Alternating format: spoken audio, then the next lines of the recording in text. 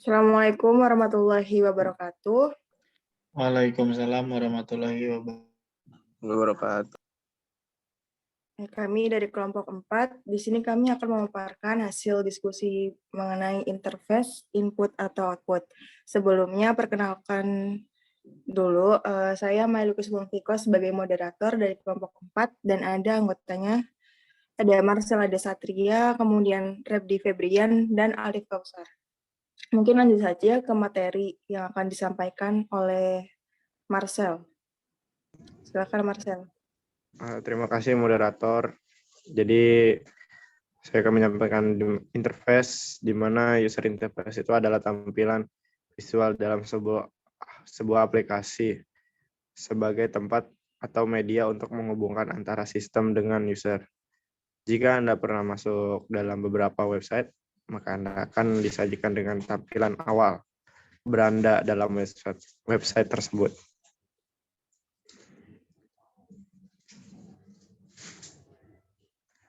Lalu basis I/O di mana merupakan interface bagi bus sistem dan mengontrol satu atau lebih perangkat periferal. Alasannya tidak dihubungkannya periferal langsung dengan bus sistem itu adalah terdapat beberapa ragam piranti periferal yang memiliki bermacam-macam metode operasi. Laju transfer periferal jauh lebih lambat dibandingkan dengan laju transfer memo atau CPU. Seringkali menggunakan format data atau panjang Word yang berlebihan.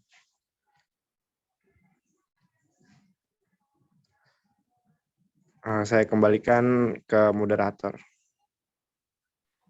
Ya, terima kasih buat Marcel atas pemaparan materinya. Kemudian materi selanjutnya akan dibacakan oleh Rebdi. Silahkan Rebdi. Terima kasih kepada moderator ya. Saya akan meneruskan materinya. Di sini ada materi tentang prinsip manajemen input atau output, yang dimana efisiensi merupakan aspek penting karena operasi input-output sering merupakan operasi yang menimbulkan bottleneck pada sistem operasi. Kemudian ada generalitas manajemen perangkat input-output selain berkaitan dengan simplisitas dan bebas kesalahan, juga menangani perangkat secara baik dari cara proses memandang maupun cara sistem operasi mengelola perangkat operasi input-output. Kemudian fungsi input-output, yang pertama sebagai interface ke CPU melalui bus sistem, yang kedua sebagai interface ke sebuah perangkat periferal atau lebih dengan menggunakan link data tersebut. Saya kembalikan ke moderator. Terima kasih. Ya, terima kasih buat Rebdi Febrian atas pemaparan materinya. Kemudian ada materi selanjutnya yang akan dibacakan oleh Alif. Silahkan Alif. Terima kasih moderator.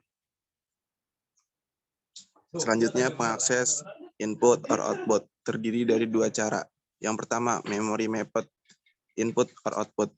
Piranti input or output dihubungkan sebagai lokasi memori virtual di mana port input or output tergantung memori utama. Yang kedua, input or output mapped input or output isolated. Piranti input or output dihubungkan sebagai lokasi terpisah dengan lokasi memori, di mana port input or output tidak tergantung pada memori utama. Pengoperasian input or output.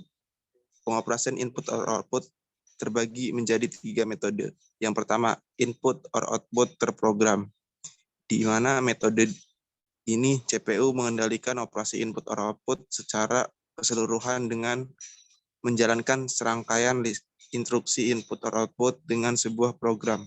Yang kedua, input or output interupsi, di mana metode CPU ini akan reaksi ketika suatu piranti mengeluarkan permintaan untuk pelayanan. Yang ketiga, Direct Memory Access atau DMA. Metode transfer dengan data secara langsung antara memori dengan piranti tanpa pengawasan dan pengendalian CPU. Cukup, moderator.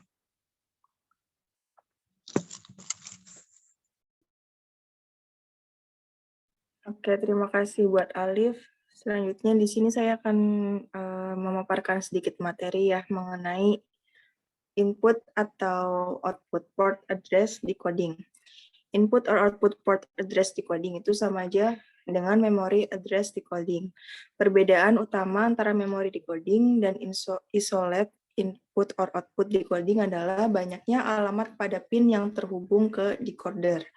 Perbedaan lainnya adalah penggunaan input IOR dan IOW untuk mengaktifkan device input or output operasi baca dan tulis. Pin mikroprosesor sebelum IO or M sama dengan 1 dan pin RD dan RW digunakan untuk mengaktifkan device input or output.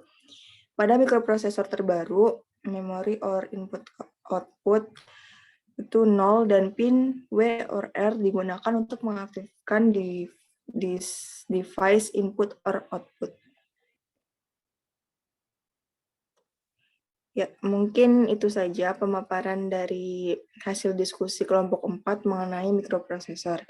Di sini saya akan menyimpulkan pembahasan yang tadi sudah dibahas oleh teman-teman sekalian.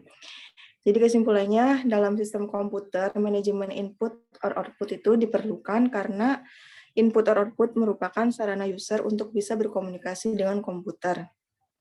Contoh perangkat input or output seperti keyboard, mice, audio controllers, video controllers, disk drivers, networking port, dan lain-lain.